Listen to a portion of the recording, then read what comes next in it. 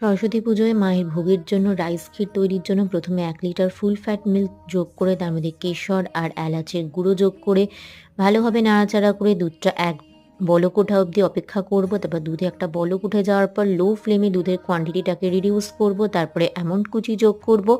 Almond কুচি যোগ করে দুধের কোয়ান্টিটিটাকে আরও একটু রিডিউস করব লো ফ্লেমে রেখে। তারপর 1/3 কাপ মতো ভেজানো গোবিন্দভোগ চাল যোগ করব। তারপরে দুধের কোয়ান্টিটিটাকে রিডিউস করব লো ফ্লেমে রেখে। দুধের কোয়ান্টিটিটাকে রিডিউস করব, সাথে সাথে একটু নাড়াচাড়া করব ভালোভাবে যাতে দুধটা তলায় লেগে না যায়। দুধের কোয়ান্টিটিটা প্রায় অনেকটাই রিডিউস করে যাওয়ার পর তারপরে আমি এখানে সাদা বাতাসা যোগ করব।